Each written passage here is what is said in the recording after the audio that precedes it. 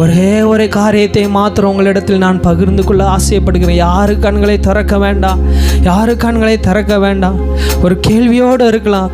இயேசு இருந்த படகுலையும் ஒரு எதிர்காற்று வந்ததே, இயேசு இருந்த படகுலையும் பலத்த எதிர்காற்று அடித்ததே, இயேசு இருந்த படகுலையும் அந்த படகு மூழ்கத்தக்கதாய் அலைகள் கொந்தளித்ததே. காரணம் என்ன தெரியுமா? காரணம் என்ன தெரியுமா? ஆவியானவர் உணர்த்துகிறபடினால சொல்லுகிறேன்.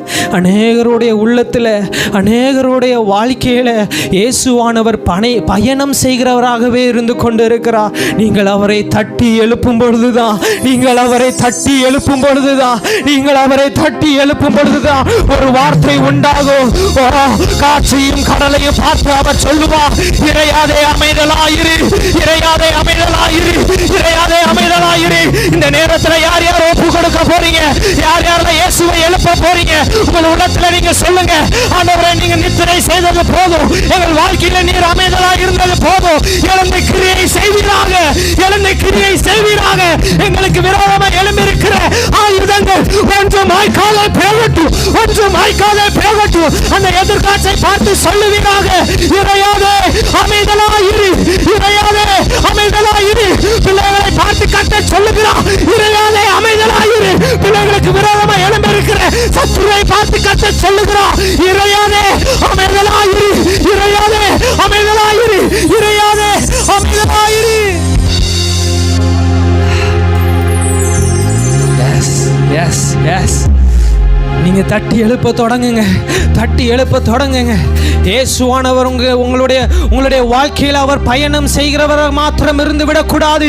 அவர் கிரியை செய்கிற தேவனாகவும் இருக்கணும், அவர் கிரியை செய்கிற தேவனாகவும் இருக்கணும். நீங்க இழந்து போன அபிஷேகத்தை அவரை தட்டி நீங்க எழுப்புங்க. இயேசுவை எழுப்ப தொடங்குங்க, இயேசுவை எழுப்ப தொடங்குங்க. தேவனே நீர் நித்திரை செய்தது போதும், என் தேவனே, என் தேவனே நீர் நித்திரை செய்தது போதும். உம்முடைய சிங்காசனத்தை விட்டு ஒரு விசையாக எழுந்திருப்பீராக, எழுந்திருப்பீராக. ஆண்டவரே, ஆவியானவரே, யார் யார் இந்த ராத்திரி நேரத்திலே கேட்கிறார்களோ அத்தனை பேருடைய வாழ்க்கையிலும் ஒரு வார்த்தை உண்டாகட்டும். இறையாதே அமைதலாயிரு, இறையாதே அமைதலாயிரு. உன்னை மிதிப்பதற்கு கர்த்தர் அதிகாரம் கொடுத்து விட்டார், கர்த்தர் அதிகாரம் கொடுத்து விட்டார். சிங்கத்தின் மேலும் விரியன் பாம்பின் மேலும் நீ நடந்து வாழ சிங்கத்தையும் வலு சர்ப்பத்தையும் விதித்து போடுகிற நாட்கள் வருகிறது, நாட்கள் வருகிறது, நாட்கள் வருகிறது.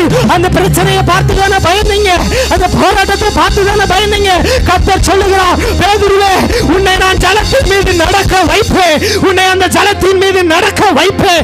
என்ன எதிர்காட்சை பார்த்து பயந்தீங்களோ, என்ன போராட்டத்தை பார்த்து பயந்தீங்களோ, அதன் மீது கர்த்தர் உங்களை நடக்க வைக்க போகிறார், உங்களை நடக்க வைக்க போகிறார், நடக்க வைக்க போகிறார்.